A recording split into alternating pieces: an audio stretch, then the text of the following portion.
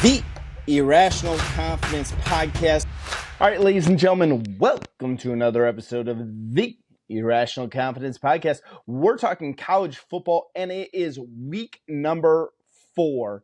I can't believe it. We are a quarter of the way into the season. I'm joined by my co-host all the time, the man who has recently gotten into yoga, but he's just a poser. My co-host, Fresh. Fresh, how you doing? Haps, I'm doing great. Week 4, we got some interesting matchups, a bunch of ranked matchups across the spectrum. It's going to be another week by week. Can you show up? Can you make plays? Can you get dubs? Stay undefeated? Can't let one loss turn into 2, turn into 3. And I never thought we'd ever say this. Could Florida State get their first win of the year against ACC foe Cal in Doak? It's an interesting week, but lots of them won. Yeah, it's crazy because 2 weeks ago we were looking at the schedule. We usually look about 1 or 2 weeks ahead, everyone. And we were looking at week 3 and 4 and go, man, those are kind of light weeks moving into week number 5, which looks to be a really good week. And then all out of the blue, this week turned into be, maybe not that half bad. So a lot of really good games here. And that's the chaos, how things shake out. We all predict, this team's going to be undefeated. That's an easy win. That's a gimme game. And then Notre Dame loses to Northern Illinois, or Florida State loses to Boston College and Georgia Tech and Memphis. You just got to play the games and let the dudes sit up there and get out. Right, absolutely. Hey, folks, before we get rolling through this week's episode, make sure you hit that subscribe button, hit the notification bell. Get notified every single time we drop a new episode. We're with you all season long. We'll have an episode every single week breaking down the best games of the week and then giving you a recap of all the great matchups at the end of the weekend there. If I can actually get that part out. But, hey, help us out here. Hit that subscribe button. It makes sure that we stay free. We are free, and we are cruising right towards 2,000 subscribers to the channel. So we really do appreciate each and every one of you. With all of that being said, Fresh, let's go to our first game of the week. It is Friday night. It is in Nebraska. I'm loving. We're going all the way to Lincoln. Everyone wants to talk about the Texas Longhorns being back. Fresh, I got to say, I think the Nebraska Cornhuskers may be back now. Dylan Raiola. The Illinois Fighting Illini, they're traveling to Lincoln, Nebraska. They're 3-0. Nebraska's 3-0. At time of record, Nebraska is a 9-point home favorite. Over-under in this game is a little on the low end, I thought. 43.5 there. Fresh, what you got, Illinois, Nebraska? Well, I think it's great having Nebraska back. You kind of look at it. What Matt Rule does, I think we all kind of saw this going to happen. Matt Rule takes programs over. He might not be able to coach in the NFL, but the Carolina Panthers are a whole other dumpster fire. It's with or without him.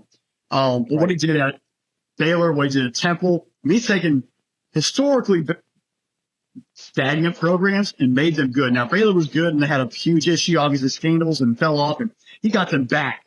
And now doing it at Nebraska, where they have a passionate fan base, a amazing history, but they haven't really been much of anything in 10 years? I think the last big game they had was the Capital One Bowl versus Georgia to cap off the 2012 season down in Orlando. Seeing that program find itself, rewarding the hard work they put in, having some pride, being built on the toughness and what this program has been built on forever. Toughness and running the football, and then obviously Dylan Raiola at quarterback, giving them that hope. It's something I think everyone kind of hoped that Scott Frost would have brought. And he brought more of the flash attempt as opposed to the gritty, hard work, line of scrimmage, punch you in the mouth, bring your lunch pail kind of mentality that Matt Rule has, and instilling a pride and a work ethic. And that's going to come into play. Brent Bielema has done the same thing at Illinois, again, building a program that most people overlook in the Big Ten. 2007, they had a great year, went to the Rose Bowl, and they've been a laughing stock ever since. And he's kind of got them back the past couple of years, developing players like, Witherspoon at corner, some other guys from the secondary there for the, past couple of Illini defenses, building them from the ground up, getting people to believe in the program, not really dominating the transfer portal, recruiting, developing, and they're showing how you can actually do it at these schools where they don't maybe not had the total NIL money or have had a lack of luster, and they've had to build from the ground up. They've done it, and now this is a showcase. This is kind of a reward for all that hard work. Friday night, Fox, national telecast, everybody watching. Memorial Stadium there in Lincoln is going to be rowdy. And it kind of just brings back some nostalgia from the old Big Ten, where it's going to be a brawl. You mentioned the over-under there. I got a feeling if one scored, you kind of look at what Illinois has done. They haven't really scored many points. They got a pick six and got some great turnovers. Kansas to beat them, but they didn't exactly score 35, 40 points. They played great defense. They got to really shut down Jalen Daniels. And then Nebraska took care of their opponents, did what they had to do. They absolutely physically manhandled Colorado. And then here they are, 3-0. You're going to see a brawl. Luke Altmaier last year was kind of hit or miss for the Illini quarterback. This year, 647 passing and 6 touchdowns, off to a solid start. Ja'Cory Franklin. Now, that name might pop if you listen to the podcast for a while. Had 2 back-to-back 1,000-yard receiving yard seasons and 10-plus touchdowns at UTSA with Frank Harris. Last year with Ole Miss, barely even played, got injured, had to deal with something, put himself back in the portal. Now it's going to be a receiving threat for the Illini. I'm waiting for him to break out. He has 16 catches, 193. I'm waiting for him to sort of get that offense flow and find his groove again, because he has shown the flashes of potential in the past. And he could be a very important player, not just in this ballgame, but for the future for the Illini program. You kind of look at Rayola. He's gotten himself settled in. I guess he's accepting the hype. He's accepting the responsibility. He hasn't made too many mistakes yet. The Colorado game, I kind of thought, all right, with that game, the environment, the hype, maybe he had him on trying to go up there and compete with Shador, where he makes some mistakes and makes some bad throws. He settled in. He played the game plan. And they're doing a really good job of giving him easy throws, letting his offensive line protect him, and making it simple for him to make the right decision and not putting it on his shoulders. I got a feeling you're going to see a lot more of that tonight, Friday night. He's going to just be under control, make the simple throws, get the first downs, move the chain, let the running game dictate for him. And then eventually, when you have to make the big third down throw, he has the skills to get it done. I think he's going to be the deciding factor. I don't think Illinois has enough offense. They're going to have to, going against the defense, can be able to shut them down and get a play of their strengths. I think at the end, Nebraska feels off of the crowd, feels off the environment, getting back to being ranked, because also this is a back to ranked matchup. I just think that's going to be the carrying factor. You're going to see Nebraska team with the sights in front of them. They're going to win this game like a 27-17, 27-14 ball game. And they'll get a late touchdown to really make it a little different, but it'll be a brawl the entire time. They'll go back and forth, a lot of punts, a lot of great tackling, but Nebraska will win. But it'll be a lot of fun watching on Friday night. Price, you like that 9 points Nebraska's given? We'll see.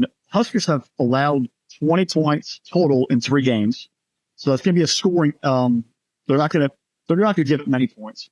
Line have allowed 26 points. I got a feeling that's going to be a low scoring part right there. I still think the 9 is going to get done. I don't trust the Illini offense. I think Illinois is not going to be able to get enough points, and Nebraska being at home will be able to cover that 10. I think the 9 has to be at 10, and they'll squeak through. Right. You kind of bring up an interesting point, which is what I wanted to bring with Nebraska here. Everyone's going to talk about Dylan Raiola, the offense, how it's looked so much better this year, all the things that Matt Rule has done, bringing Nebraska back from this awful Scott Frost era. And the thing that really, this is where I finally truly feel Nebraska's back. It's not the offensive side of the football. What we knew Nebraska as, not only like an option offense, but what was known as the black shirt defense. And if you guys are sitting there, if you're a younger Nebraska fan, or if you're a younger fan in college football, you don't understand the idea of the tradition of the black shirt defense that's over at Nebraska, you need to look that up. You need to Google that and say why that was so important with their culture over there. You have seen the return of the black shirt type defense over there in Nebraska, which makes me real excited for them. That's the thing that makes me feel like this Nebraska team isn't just a flash in the pan, just isn't coming out left field, beating lesser opponents and just running up and just throwing the football all over the place. They are smothering opponents. 9 sacks in their first 3 games. They got 4 interceptions already. You see that they haven't gotten the takeaways yet, especially when it comes to fumbles, which usually was one of the staples for Nebraska. They'd hit you so hard that you cough up the football. I've been real impressed by this defense so far. And that's where I'm going to really want to see this. I thought the 43.5 was a little bit lower. I think that's maybe I wanted it to be close to about 48, 49 in my opinion there. I thought maybe, again, that 27-19, 27-20 type, it was where I was feeling things with it. As for Illinois, I love that you touched on Luke Altmaier. Last year, Luke Altmaier couldn't take care of the football. He had 10 interceptions to 13 touchdowns. On this year alone, he has 6 touchdowns, 0 interceptions. He's taking care of the football. He's completing almost 70% of his passes. Illinois is doing their damage on the ground. They are leaning on the running game to support the passing game in their offense here. If they can continue to do that, if they can run the football on Nebraska and kind of let Luke Altmaier be kind of that facilitator, get it to Bryant, get it to Franklin, whichever one they want to get to. You got a couple other younger guys in that receiving core there, and let Figgins kind of run the football and be that point of attack of the spear for their offense. This could be a really, really close game. Illinois' got to control the time of possession. They have to play defense. They have to limit Dylan Raiola. If Raiola starts having a big game here, watch out. And again, my question is, who's going to match up on the outside? Isaiah Nair has already had a really nice start to the season there. Dow is looking like a maybe could start to look like the next great Nebraska running back. I don't want to go too crazy on that.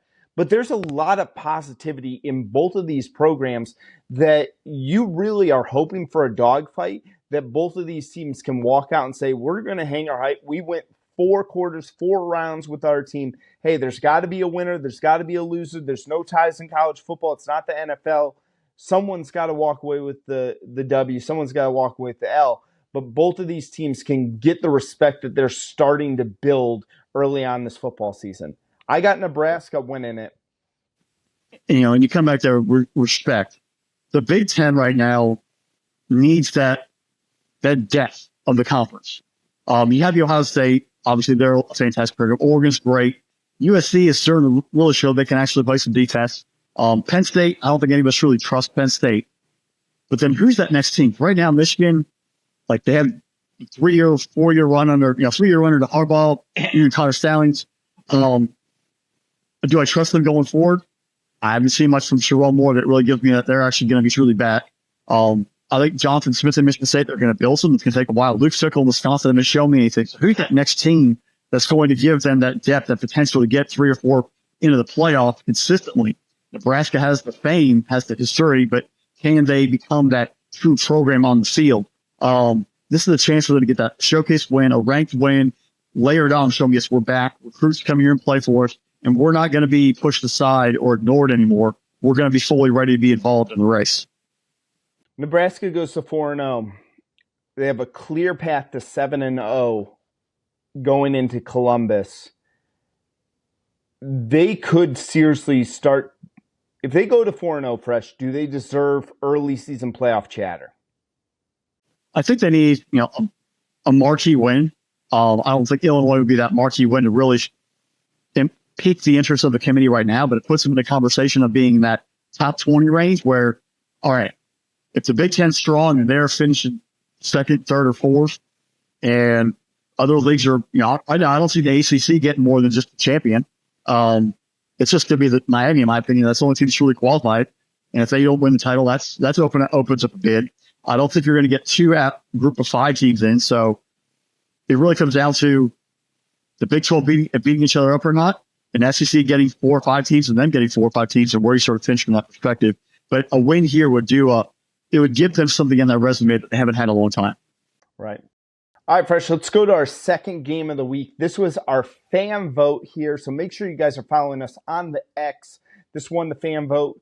The Michigan State Spartans, another Big Ten team that's 3-0, probably just on the outside looking in of the AP Top 25,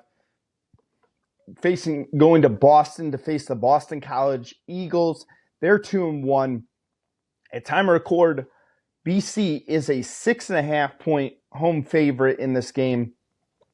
Aiden Childs, big time recruit, sophomore season.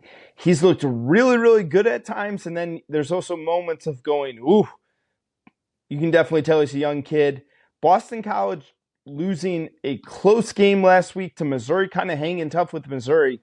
Fresh, what you got between the Eagles and the Spartans? Well, first off, Boston College is legit.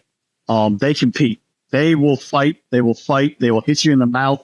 They're going to play all day long. And that's a sign of Bill O'Brien installing discipline on that team.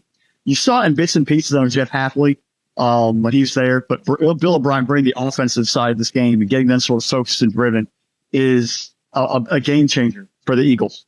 At first we kind of thought, all right, they beat Florida State. Florida State was sort of just reeling, whatever. But then when they competed against Missouri this past Saturday, it shows they're true and they're legit. And it kind of, now maybe they can move something. Maybe they can do something here, keep building it up. Maybe they're way ahead of schedule on getting that program back to where it needs to be. But this is another chance of, you've had the expectation. Now you're playing a team that's up and coming. Now you're expected to win. Can you flip the script and be the aggressor as opposed to being the upstart, up and coming resurgent program yourself? Castellanos, great leader, 589 yards passing, 9 touchdown passes. But the ground game, as we mentioned before, is the key for this team.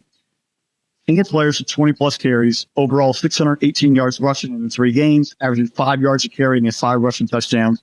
Trayshawn Ward, Tag, Robichaw, Turbo Richard, and Castellanos, all lethal threats on the ground to make things happen, which is big time for the Boston College Eagles.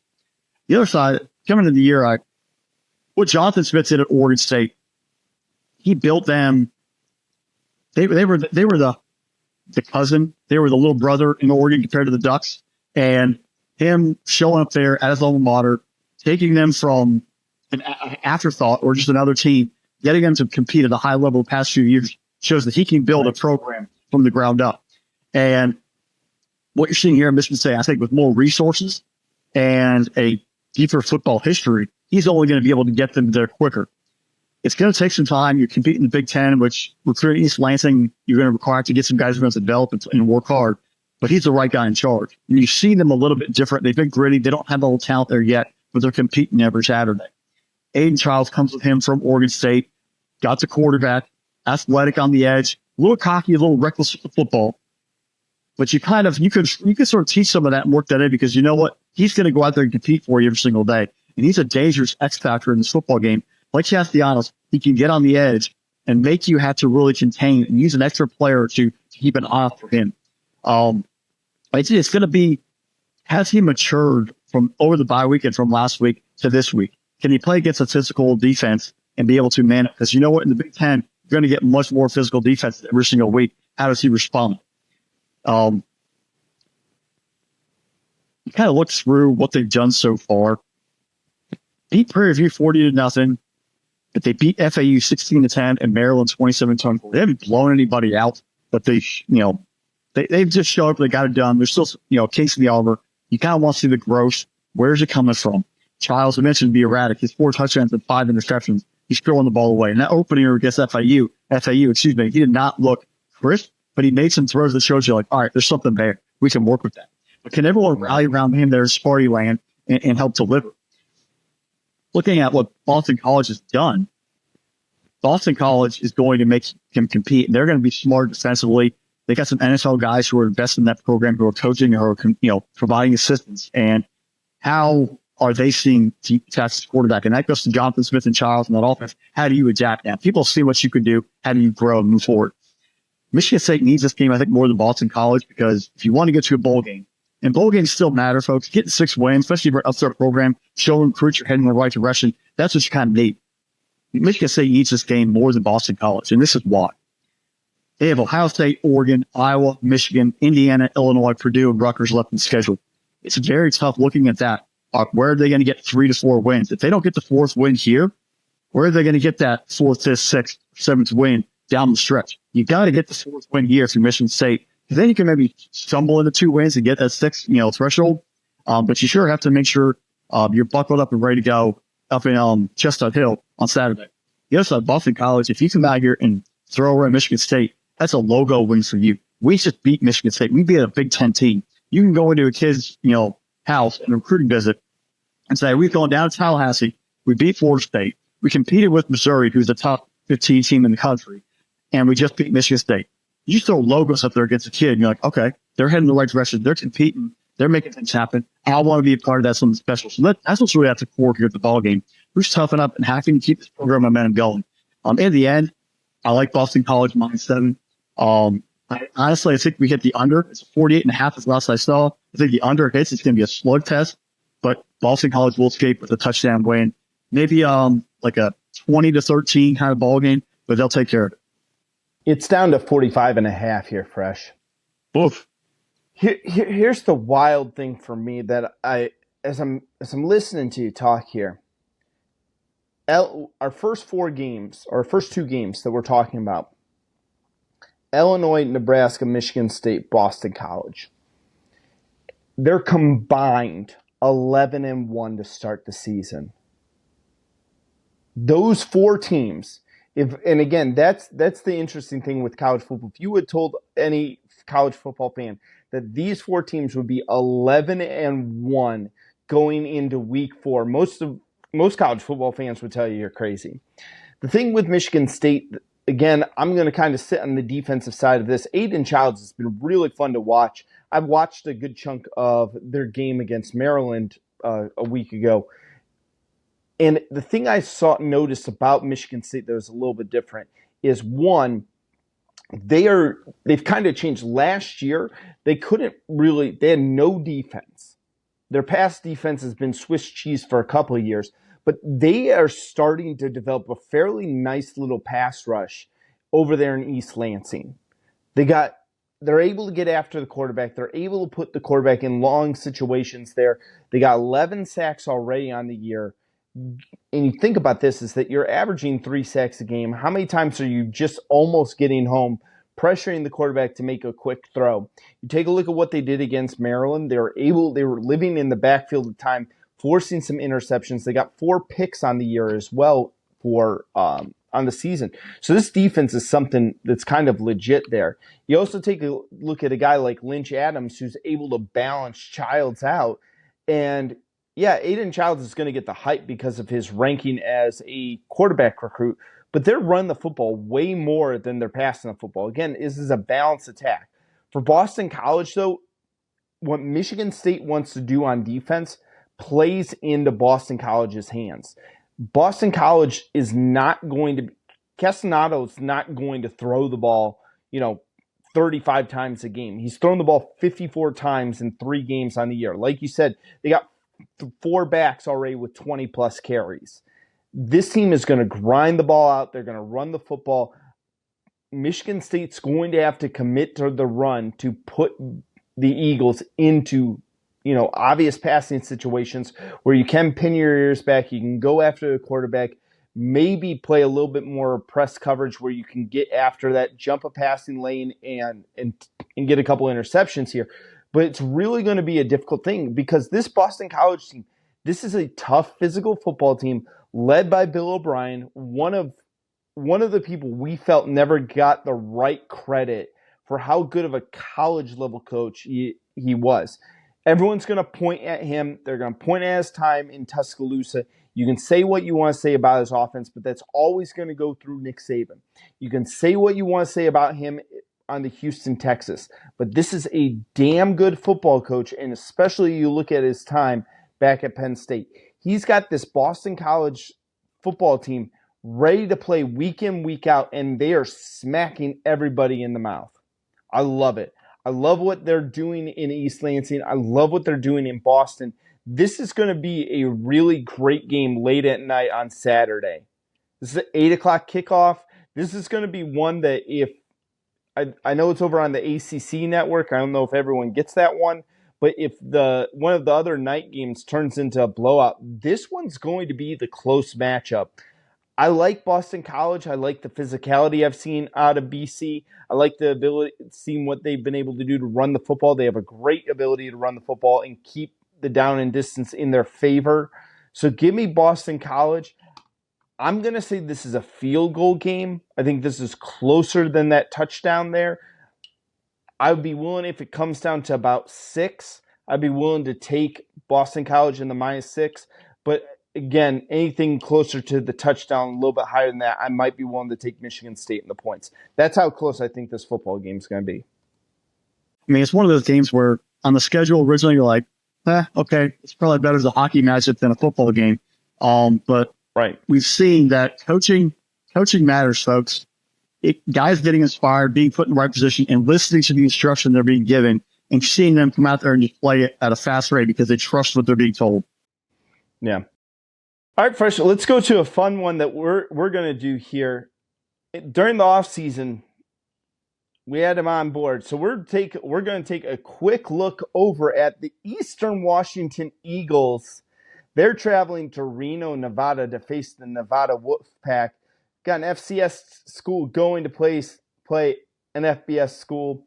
This is for the wide receiver coach over there at Eastern Washington, Jeff McDaniels, for joining us there. We promised him we'd preview one of the games on the schedule this year, and we definitely want to take a look at this one. Eastern Washington, 1-2 on the year, couple of really tight losses, lost in overtime in week 2. Nevada gets that win against Troy in week 2, but has not looked good ever since that. Fresh, what you got in this one? Well, first of all, there's never a really good reason to go to Reno, Nevada. And if you go, you might as well come home a winner. So whether you're gambling or chilling out, it's a quick trip. So get in there and take care of business. And Nevada Wolfpack are 1-3. They've lost to SMU, Georgia Southern, and Minnesota. They've had a solid defense. It's actually been pretty impressive looking at all the tape. They have not allowed an opponent to score 30 points. They played close games. They had a 5-point loss to SMU, which was a shocker originally. From the very beginning of the year, we were kind of like week 0. We're like, this is happening right now. Like this, fresh in the cell is supposed to smoke them. They played very, very tough. 2-point win versus Troy and a 3-point loss to Georgia Southern. They got whooped by Minnesota, but they played everyone pretty tough, pretty heavy. They've been fighting. Their offense, on the other hand, not very productive, not very impressive, but defensively, keeping them in football games and making it very tough for opponents to really run away and hide. And that keeps them in the ball game unless their offense maybe run into a touchdown every once in a while. So that's kind of Milwaukee. How the defense for the Wolfpack really continue to keep evolving here in this ball game. On the other side, Eastern Washington has a chance to get a big W over a Mountain West opponent, and really as a jump start before Big Sky play starts from the FCS schedule the rest of the way. Quarterback Kiko Vizqueras, 67 for 82, 695 and 6 touchdowns for the Eagles. They're maintaining the offense, not many turnovers, very focused in the offensive play calling perspective, being able to move the ball so far in the season.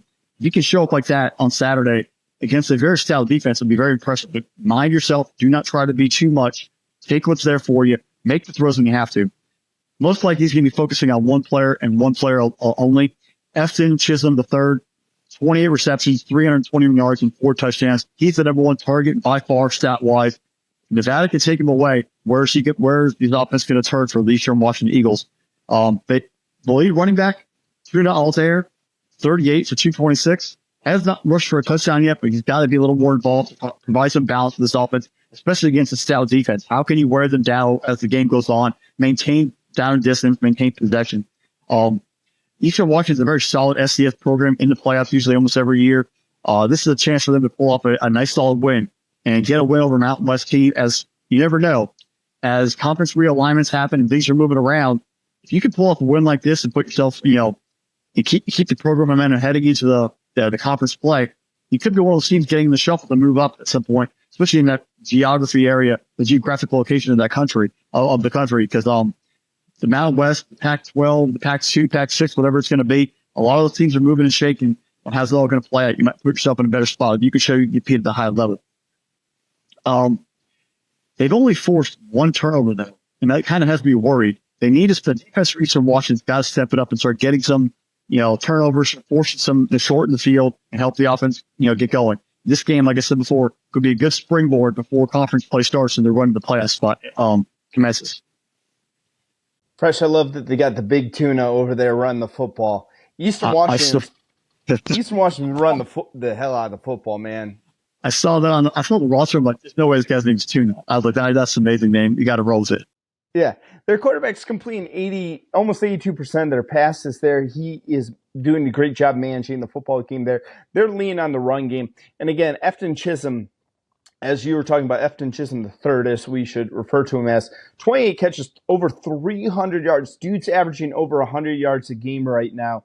Maybe could arguably be one of the best receiver, if not the best receiver in all of FCS right now.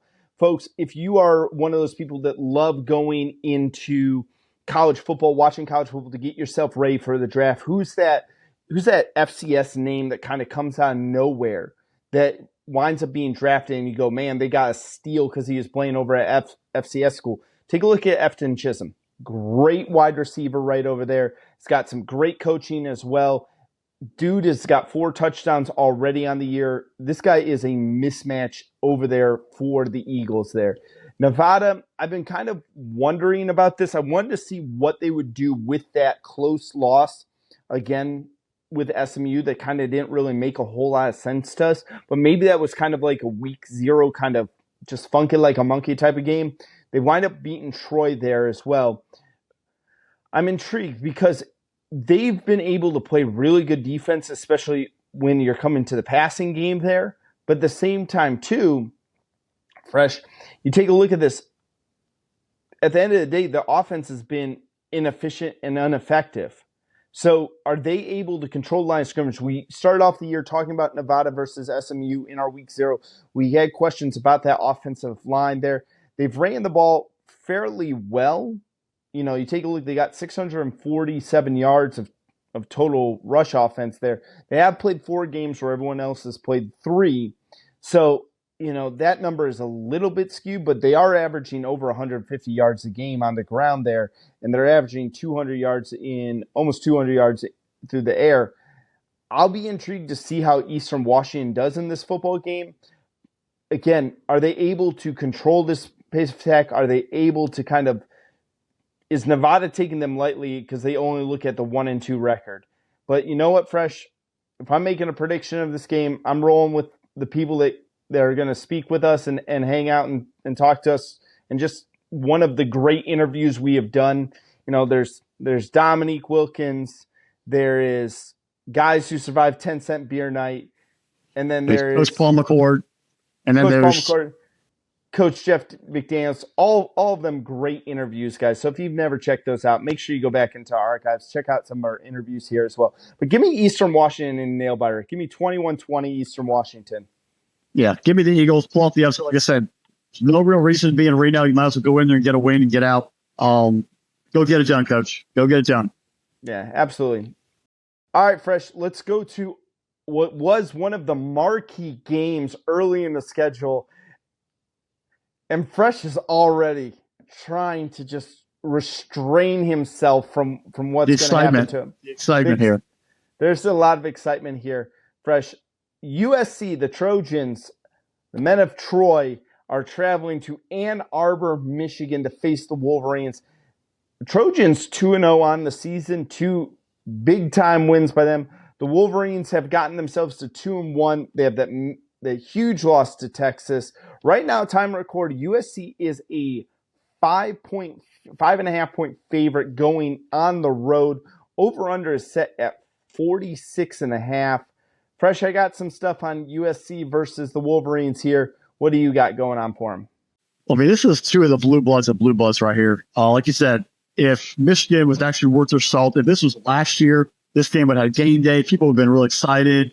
It would have had national attention. Right now, it just feels like an afterthought. You're like, USC and Michigan, you know, it doesn't have the same luster. I think it's because of what Texas did to Michigan and absolutely just eviscerated them. People are kind of like, okay, whatever. But it's Michigan, USC facing off. It's a Big Ten matchup, which is also the first Big Ten game of the year for both these schools. First time they've ever met in Big Ten play. It's weird, but it's cool. Davis Warren, you're not the guy. You've been benched today for Alex Orgy. But just want to go back on, you pulled off a rare feat last week. 11 for 14 with 3 interceptions. The ball never hit the ground. And this is Arkansas State. This wasn't playing Indiana or Ohio State or Michigan or Michigan State or Wisconsin or Nebraska. played Arkansas State, you threw the 3 picks. That's a problem. Alex Orji, Jim Harbaugh said you were the most amazing quarterback. You were better than Jalen Milroe. You were almost as good as J.J. McCarthy. I mean, I know we're in election season, but I've never seen someone lie that much about anything compared to what Harbaugh said about you. You have barely thrown passes in your where you run around. There's no organized offense, and now the reins are all yours. What are you going to do with this responsibility at Michigan? I don't have faith in you leading this offense. I haven't seen anything on tape of the rare limited times you've been on the field that shows me you're also a competent quarterback. But it's going to have your chance. You got to show up and get it done. Can this Michigan offense actually score? 30-10 versus Fresno State, but the offense didn't look anything, Edwards, there was the running game was not really there. Loveland's okay. Obviously, he did score much versus Texas. And for Arkansas State, it was 28-18. And it was 21-3 at the half. It didn't feel like this dominant offense moving up and down the field. Mullings and Edwards, you're going to have to be much more heavily involved on Saturday against USC. Killing the clock, keeping the down and distance short, helping out your quarterback. Because this offense is not going to be able to spread it out. They're not going to overpower on the line of scrimmage. They're not going to be throwing for 260, 270. And you're sure not going to be running for 250, 260, 280. This is a different USC defense. And we saw that versus LSU. We see what LSU offensively can do. They can score some points and they can move the ball when they have to. And USC shut them down. So I don't have any faith in this Michigan offense getting in a track meet. They're going to have to win this game 20-17, 20-13 if they're lucky to survive. And I don't know they have enough offense to score that much consistently. This is going to require a full team effort for Sherrone Moore and that entire Michigan football team. And that defense is going to have to show up to play. And if you watch the Texas, yes, Texas is very, very good. Opening drive, they went down, had the touchdown taken off the board, missed the field goal. You kind of had a breath of like, oh, we're alive. Texas gets the ball back, they go right down the field, score again. And they were just moving. Michigan offered no real true threat. They don't have a pass rusher off the edge. Yeah, they have Will Johnson at corner. They have a solid safety. They have a great tackle. But they don't have any pass rushers to get after me. And you're going to have you need much more defensive backs against USC than you did for Texas. They don't have the depth there. So where's going to be the answer? How creative are you going to get defensively? Wink Martindale to shut down what Lincoln Riley at USC offense is going to bring. The other side, USC, I was wrong about your defense. You looked really good. You found ways to move the football. You found ways to get off the field defensively. You found a pass rush. You're tackling. You're looking more mature as a football team. And obviously bringing a new coordinator in, bringing some new talent in from UCLA and other schools have gotten them on the same page. Do not get caught up in playing the big house. Go in there, just take care of business. Focus on what you need to focus on and win the football game. Hopefully you win by touchdown plus because I have money on that. I really appreciate that after a financial increase in my life. But you had the tools. You're the dominant force now. Go out there and show that you're a dominant force and you truly return. Put points up. Miller Moff. Hit your receivers. Branch. Robinson at tight end. Do what you need to do and make it happen. You have the skills. You have the force. Woody Marsh at running back. Go get it done. Be USC. The USC that we want to see in the past, I'm not talking the Caleb Williams. I'm talking like the Reggie Bush years, the Matt Leonard years, the Carson Palmer years, where they were out there and they would dominate people. Personally, I'm going to tell you right now, when Caleb was at USC, nobody's really scared of USC. Caleb was a good player, but nobody's like, we're terrified. Like, that team's going to put 60 out no matter what.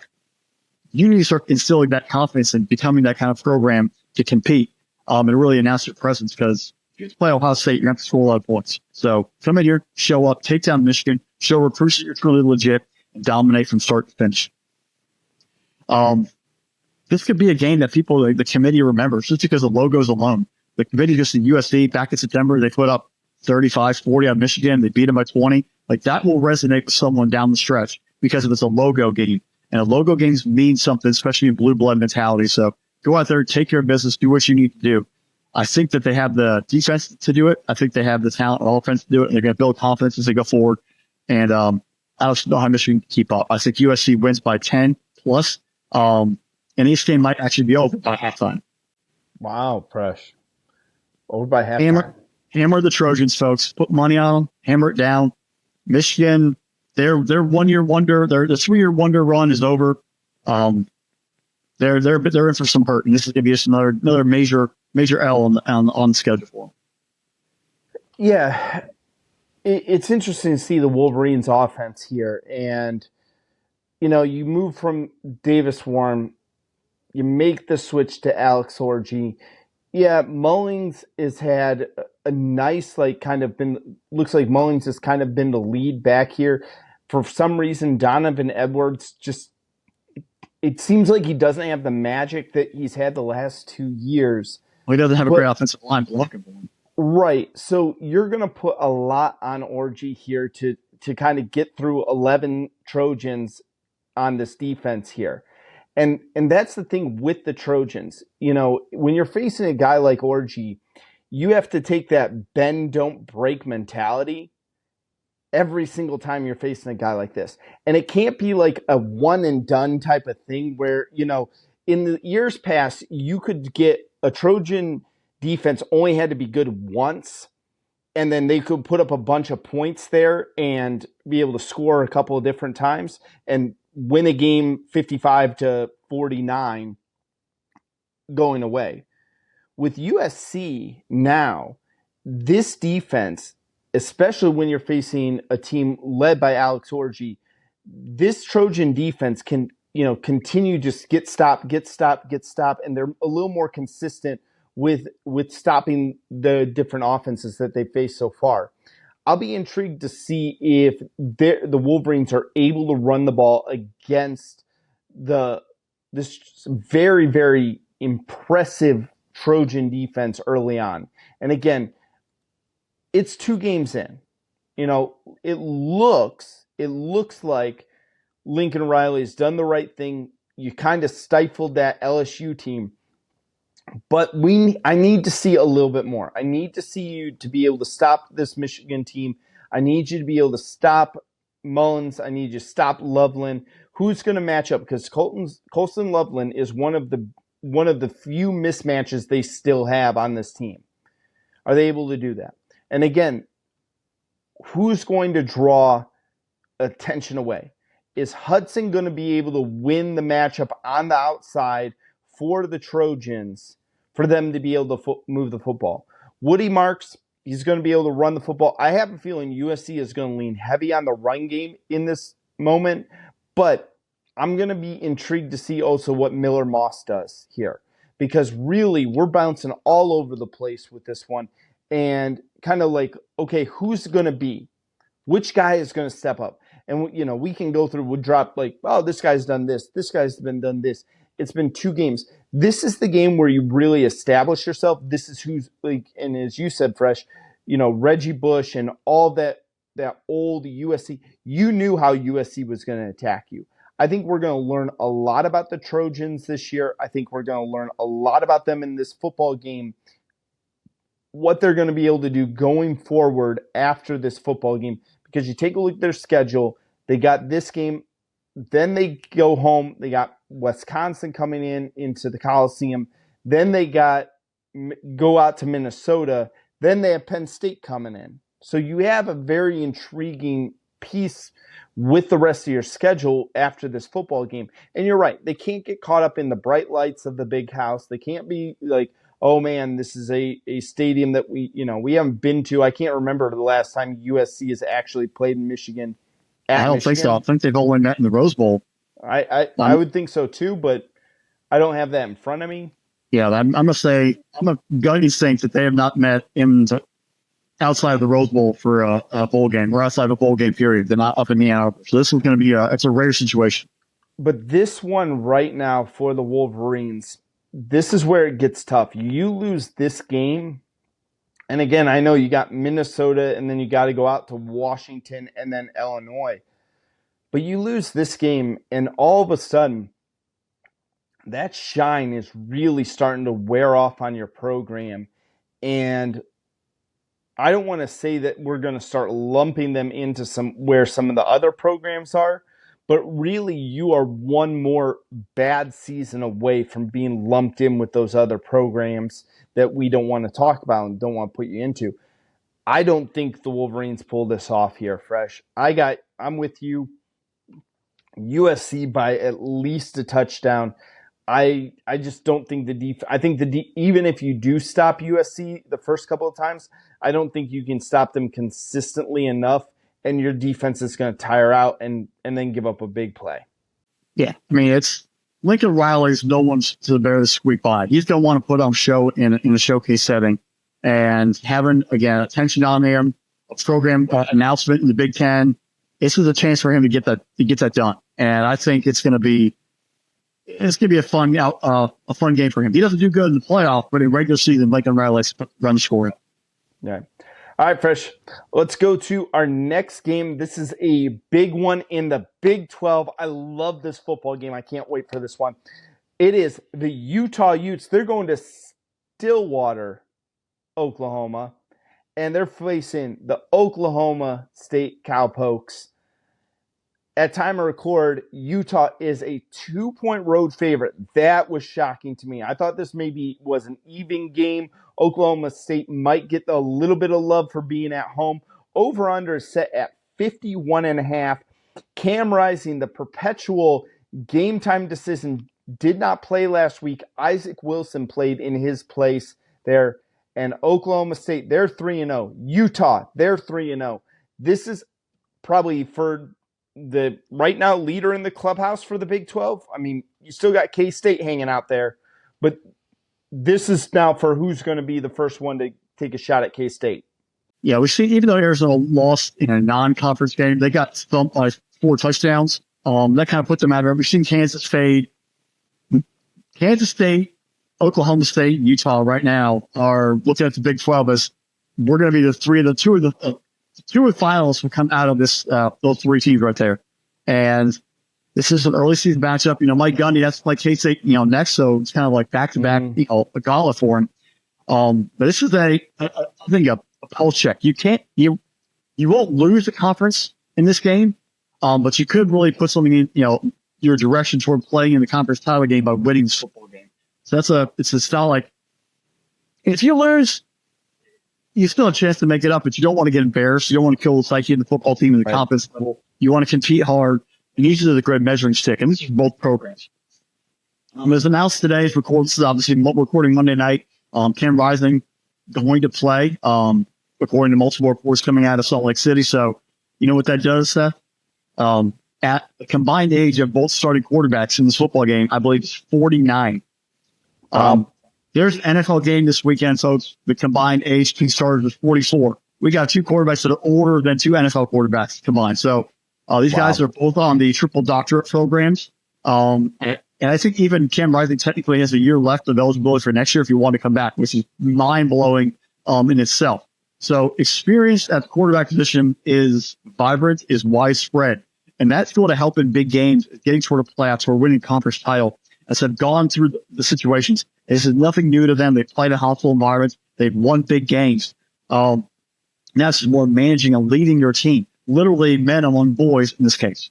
Ollie Gordon, very, very quiet to start. Very, very Gordon. 216 rushing yards and 4 touchdowns, but hasn't really gotten his groove going. He's my preseason Heisman pick. I don't think he's even on the top 10 radar at this point, unless he goes off for the rest of the year. Where has he been? How is he going to get himself going in this football game? And how's Alex Bowman, who's actually taken the passing game a lot more, bring him into the picture a little bit more on creating more of a balance on this Oklahoma State offense?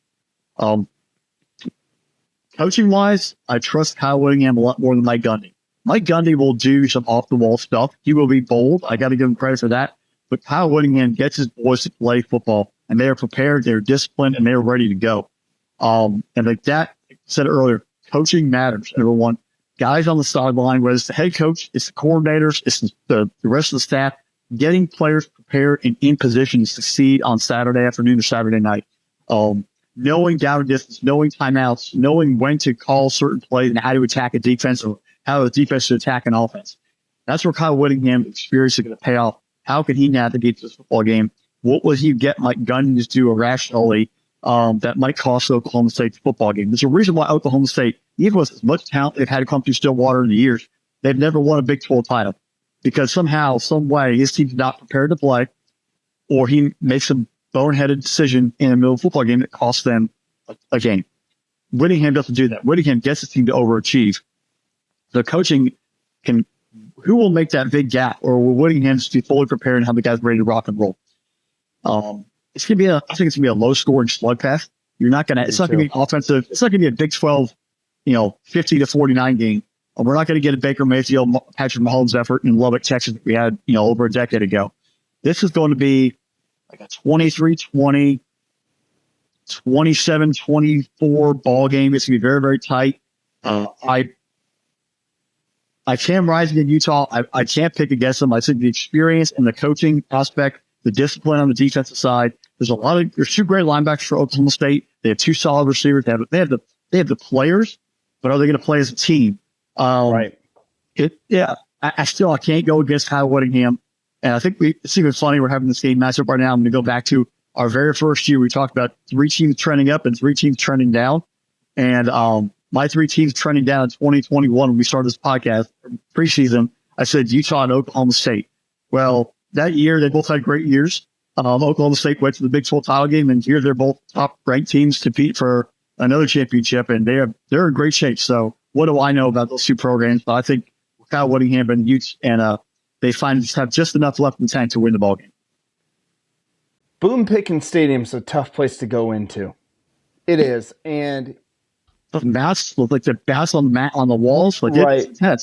It's a tough place to go, and I'm glad that they're announcing that Cam Rising's going to play in this football game. He's got 7 touchdowns on the season already. Kid's a really good quarterback, and I think that we have forgotten how good he was because of the injuries, because of we haven't really seen him in years now, and he does remind us that he is a really, really good quarterback. He's older, obviously, but even when he was a normal college kid on a normal bachelor's degree, he was a very strong quarterback. Micah Bernard, again, this is what I'm seeing out of him. Almost 7 yards a carry for him on 40-plus touches here. Like to see him get into the end zone one more time there. But what I've been really impressed with Utah, and this is the thing that Utah kind of ebbed and flow over the last couple of years, because we've been watching Utah, done a lot of Utah previews there. It seems like one year they're going to have a great pass rush where they're going to get all of these sacks all year long. They're going to be one of the leading teams in the country in pressuring the quarterback. And then they kind of drop off. I think that's kind of what we saw a little bit last year. And then again this year, 10 sacks already on the season. They're getting after the quarterback. They forced 3 interceptions.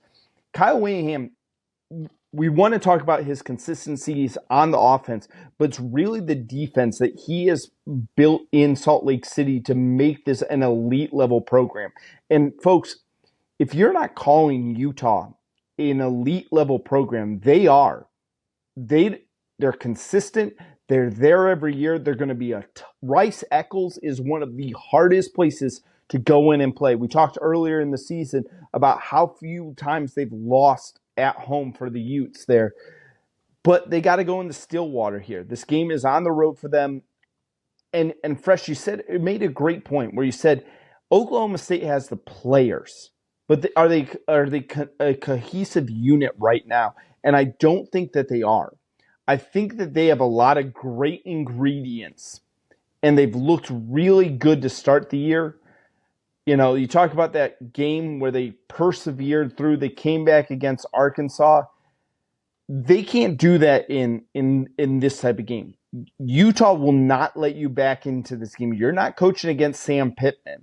You're not talking about the Razorbacks here. This is Utah. This is Kyle Whittingham, one of the best coaches in college football, one of the most revered defensive minds out there. I like Utah in this game. Close. I think this game is going to be decided in the fourth quarter.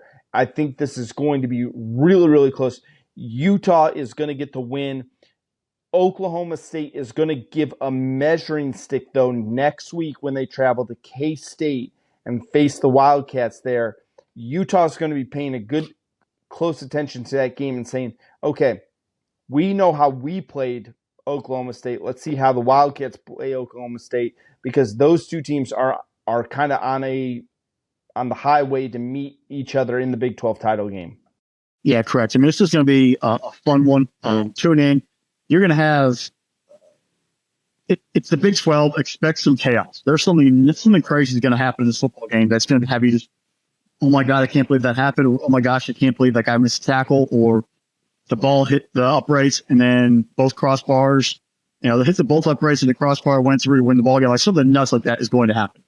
Yeah. All right, Fresh, let's go to our game of the week. This is the marquee matchup. It's at 7:30. It's on ABC. It's the Tennessee Volunteers they're going to storm in Norman, Oklahoma to face the Oklahoma Sooners. At time of record, Tennessee, a 7-point road favorite in Norman. Over-unders 57.5. Fresh, you got to take the over in this game. Like, again, I can't see the under coming in this game. Well, I think the over, but the majority is going to be brought up by the Tennessee Volunteers. Oklahoma's offense is not very good. Per ESPN stats information, first time Oklahoma is a touchdown plus home underdog since November 21st, 1998 versus Texas Tech. A ranked Sooner team has been a home underdog at home by more than 4 points. It's the first time that a ranked Sooner team has been a home underdog of more than 4 points since at least 1978. This is rare air where the Sooners are such a big dog at home. Obviously, Red River's not in Norman, so that kind of takes that out of the equation, but it shows that this is an unusual experience where the Sooners are, the crowd actually going to come into play because they're the underdog team. They're going to need them to actually show up. OU's offense, Jackson Arnold. Stallchuck hasn't really done much. Haven't seen much from the receiving core. The offensive line has been giving up sacks like they're a turnstile. I think it's 9 or 10 through the first 3 games of the year. Jackson Arnold's looked very average at best. Sometimes confused, hesitant with the football. This Oklahoma offense has got to turn it on. They haven't played the World Beat. They played a terrible Houston team, and they looked awful. They looked great week 1, and they blew out an FCS opponent. And then they were kind of hit or miss with Tulane. They had a pick 6 they gave up. Like they have not looked crisp. And that kind of worries me against the Volunteer team who's going to score points and challenge their defense. That Oklahoma defense has some players, Stutzman, Bowman. Do they have enough in the secondary, enough pass rush to hold off what Nico and the Vols are going to bring? I do not think so. You kind of know when you get to you go to a video game or something where you plug it in, it's like you get the loading symbol. This is beat down loading. The Vols are coming here on a mission. Look what they did to NC State. Now, NC State, I think we'll figure out if they're truly bad or not and how Oklahoma is by this ball game. But they went in there and whooped the trash out of the Wolfpack. I have a feeling they're going to want to do the same thing here. It's a conference opener. It's a chance to really set yourself up as a lock in the top 8 for this point going forward, and leaving another logo win on the radar in people's memories. But it's also personal. Josh Heupel's an Oklahoma legend. The dude led into their last national championship at the quarterback position, was on staff, got fired by Bob Stoops 10 years ago. Don't tell me that he is not a little irritated and wants to put off a show. He walked into his press conference today, had a little smirk on him. He's like, I hope the crowd, Oklahoma faithful, show me some respect and show the Vols some respect and not too loud on when he's on offense. And, it's tongue in cheek. Like, he knows they're going to be loud. He's going to be feisty. He knows they're going to be angry. But it's kind of like, hey, I'm cocky enough where I'm going to say that. I'm going to piss off the crowd to make them even louder because I know my team's about to come in here and put something down. And I fully expect this Volunteer offense to do what they did against NC State, to do in this ballgame. They're going to put touchdowns on the board left and right and up and down. And Oklahoma's offense will not be able to compete. Will they put up 60? I don't think they're hanging 60 on them. I think Heupel will try for 50, but that offense for Oklahoma is not going to be able to contribute more than 20 points. And so the over, you're going to have to rely on the Vols, but there's going to be a major difference in that point spread at the end of the ballgame. I said hammer USC earlier. Hammer the 7.5 for Tennessee in this ballgame. That receiving core, the running game, the offensive line, the defense. This is a chance to keep showcasing and get an SEC win, a big-time win over Oklahoma. The last time the Sooners went to Knoxville, they dominated the football game. They beat Tennessee. If you look at some of the videos where the Volunteers are sort of running right now on Twitter, those Oklahoma players were a little a little chirpy, a little disrespectful, they celebrate a little too hard in that Knoxville field, which, hey, who hasn't done that?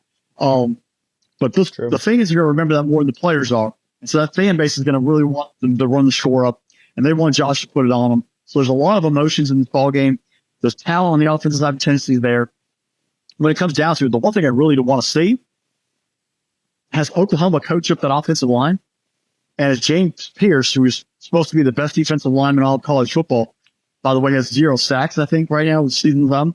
This is a terrible offensive line. If you can't get a sack versus Oklahoma and they're going to have to be in passing situations almost the entire game, then we can remove your need from good defensive linemen. You're not going to get triple blocked. You're going to probably get one-ups. You have to show up and make plays.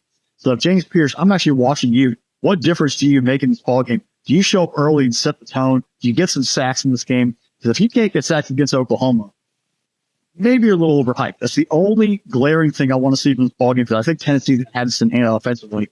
I do not see any way Oklahoma can compete. Their offense has shown me nothing this year. Their offensive line's been trash, and the defense, they gave up points to Tulane. They gave up points to Houston. It's not like they've shut them out. And they're playing an offense that is a million times better than both those programs. So this will be a beatdown. I'm saying Tennessee wins by 20 plus. It'll get ugly, and a lot of fans will be heading back to the cars in Norman, probably in the middle of the third quarter. Fresh. Over the time, everyone knows that I have a lot of respect for Josh Heupel. Met the man, nice guy. I've become a fan adjacent to Tennessee. It's been a team I've rooted for just because of Josh Heupel. I thought he was a good guy. Dylan Sampson, 9 scores on the year, 350 yards, and he's kind of like 2/3 of the carries between him and Deshaun Bishop there. Both these kids have almost 600 yards on the ground on like 67 carries. No one has been able to stop their ground game. Now, again, Tennessee has not played great run defenses. I don't know if Oklahoma has a great run defense either, but Oklahoma at least is going to know what they're going to try to do. At least you have that advantage there. My problem with Oklahoma is not the fact of, the offensive line has been bad and hasn't been up to what we expect for Oklahoma. But the problem, it seems, is that Jackson Arnold's run the ball 36 times. And Javonte Barnes is at 31. What this is telling me is the same thing that we've talked about. It's the same problem with Dylan Gabriel when they had him, and also the same problem we saw with Dylan Gabriel when he was at USC or UCF. It's the same problem that we've talked about with other programs, is you have a quarterback who you really like, who is probably a really good football player, but you're expecting Jackson Arnold to be Superman, and you don't have someone else stepping up. We thought it could have been Sawchuk. Barnes has been okay, but he hasn't really stepped up. Who's going to be the guy to be Robin to Jackson Arnold's Batman in this? I don't think this is a game where you're going to be able to find that out. I really don't. But that's what you should have been using the first 3 games for. Who's going to be the guy that he can lean on? He can make sure, okay, this guy's got my back. Do you have a wide receiver who's able to come into the backfield and being able to run the football? They've tried it a little bit with Deion Burke, but he's been average at best there. He's been their best receiver so far this year. But again, you have a single receiver. Tennessee is going to be able to bracket him. Yeah, okay, give him a couple of catches, but he's not going to be a game changer. The problem with Oklahoma's Brett Venables is supposed to be a defensive-minded guy. Where is the weak point in this Tennessee offense? This Tennessee offense is cruising right now. Now, again, they've played 2 lesser opponents. They did do a lot of damage to North Carolina State when they played them in Charlotte. But with that being said, I want to see them do the same thing to Oklahoma. Not because I'm some sick, twisted guy that wants to see Oklahoma take a beat down. I actually like the Sooners. They're not a bad team. I have a lot of respect for Brett Venables. I have a lot of respect for the Oklahoma Sooner fan base. Great people. They know their football. Love that fan base. Don't get me wrong. When I say that I want to see Tennessee do this to Oklahoma, because I know that there is at least where I can say, yeah, they haven't been good, but at least that's not a MAC school they did it to. It's not an FCS opponent they did it to. They didn't do it to a school in the Big South or what have you, or in the American. They did it to a fellow SEC team. They did it with a guy who's supposedly a great defensive coach. And Heupel, he's got every possible motivation in this game to put up a lot of points against Oklahoma. This man, I'm going to tell you guys, Oklahoma, you need to just take a deep breath, go through this game, take a whooping. Understand that Josh Heupel did a lot of great things for you, but he's not your coach. He's not the coach over here. You could have had Josh Heupel. You could have had him. You could have taken better care of him. He's going to put it on you in this game. He's going to have that opportunity. And you kind of have to take it in this moment that he's going to do that. And you're going to say, what? How could a former alumni, a guy who led Oklahoma to all these great wins, how could he do this to us? Because he's the head coach of the Tennessee Volunteers, who want to make a name for themselves, who want to make a statement in this game. That's what he's got to do. That's what Heupel is going to tell them. We do not quit in this game. There is no mercy. We will run that score up. I'm sorry, Oklahoma. I love you, but I need to take care of me in this football game, and I'm going to need to take you to the woodshed and shellac you, because it's going to be an ugly game. You say you don't think that they're going to hit 50. I think they're going to become real close. I see this as, and that's why I said, I feel like the over is going to come in, because I think they're going to get close to 47, 48, 49, if not cross the 50 threshold. I think Oklahoma's offense is good enough for 2 scores, at least. So that's why I say that 57 number. I'd like the over in that one. Late garbage touchdown. Yeah. Oklahoma, I'm sorry. You love your Boomer Sooner. Hey, the Sooners going to be flipping over. It's going to be derailed like it was that one time where wheels are going to fall off. Right. And that Luke Combs song, Ain't No Rain in Oklahoma, the song off the Twister. Guys, just get ready to hear a lot of Rocky Top. You're going to hear a lot of Rocky Top in this football game. So I got Tennessee. You kind of mentioned come get your whooping, and for some reason it popped in my head the old ESPN's This Is Sports Channel commercials with Evander Holyfield, and he's sitting there talking to a couple of the guys, and he's like, "Yeah, Charlie Steiner said you were the 12th best boxer." He's like, "In the world?" He's like, "No, in Georgia." And you see Evander Holyfield walking through this, the ESPN complex in the office, like, "Charlie Steiner, where are you, Charlie? Come get your whooping." And Charlie's there hiding under the desk, like you made your move a long time ago when he's fired a decade ago. You kind of irritated him. He's come back to get his whooping in on you right now. Right. It's personal. All right, Fresh. Let's go to our Brownwater bets of the week. We started off a little rough week 1, but we have recovered nicely week 2 and 3. Me and you both going 2-1. Our Legal Eagle also selected a game this week. He's done well. Our producer, Drew, has done real well. So, folks, this is something fun we're adding in this year. So if you want to join in with us, Brownwater bets, whether or not you're going to celebrate with the Brownwater or you're going to need the Brownwater to help you out, please make sure you're doing this responsibly. Make sure you're doing it legal age and all that jazz. Don't promote anything like that. But, Fresh, let's go with what our Legal Eagle gave us. This was borderline, Madonna-level borderline. Going into our preview episode, we almost did K-State traveling to Provo, Utah to face the BYU Cougars. Give me the Wildcats -7. They're going to cover that. This team is Avery Johnson and Gideon and the rest of those cats, pun intended, they're locked in. They're feeling good. I like K-State in that 7 as well. They showed me a lot versus Arizona. I'm not going to doubt K-State. Give me K-State with -7 going into Provo. All right, Fresh, what'd you have? What game did you pick? It's actually a unique slate, but looking at it, go with an ACC brawl. Stanford Cardinal on Friday night at Syracuse. Syracuse has scored over 30 points in both their games so far. Kyle McCord, that offense, they're clicking pretty well. Coming off a big win for Georgia Tech.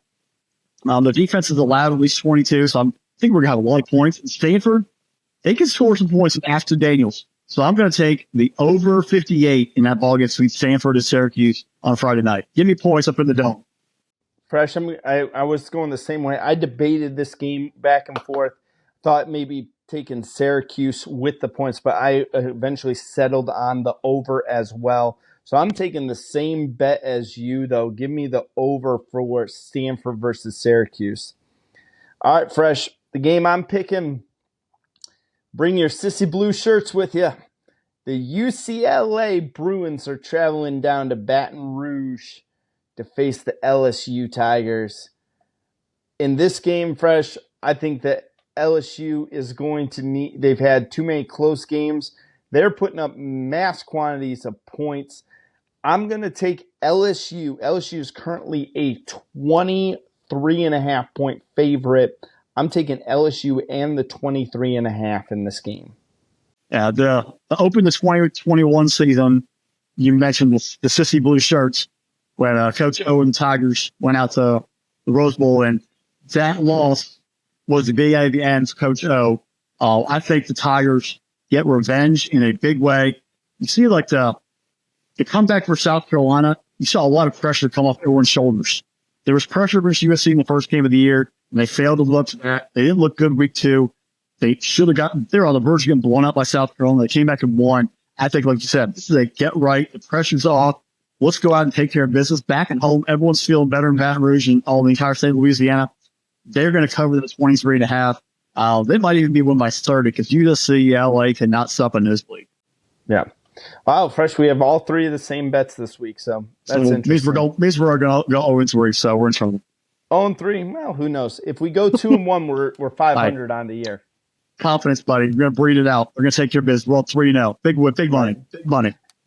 Hey, folks, you've been listening to another episode of the Irrational Confidence Podcast. We're part of Spinnable Sports. Before you head on out of here, hit that subscribe button, hit the notification bell, get notified every time we drop a new episode. Leave us a comment, like our videos. Let us know if you agree with us. Special thanks to our producer, Drew. Without him, none of this is possible. The Irrational Confidence Podcast is part of Spinnable Sports, so make sure you go to spinnablesports.com. Yes, that is spinnablesports.com. Check all the stuff that's going on out there. Follow us on social medias. Interact with us. Engage with us. We like to talk with you guys. We love talking to all different fans. Fresh, that's all I got. It's a great week, number 4. Might be doing something this weekend. We'll see how it goes. It's a fun time. We limited the amount of Alex Orgy and Trojan defense comments to a bare minimum in this episode. You can only cover so much in an episode. Everybody, enjoy football. Have a great weekend. Keep interacting with us. Reach out to us. Hit up the social medias. Hit up our YouTube channel. Spread the word. And we'll keep bringing action to you and content for you. With that, bye, y'all.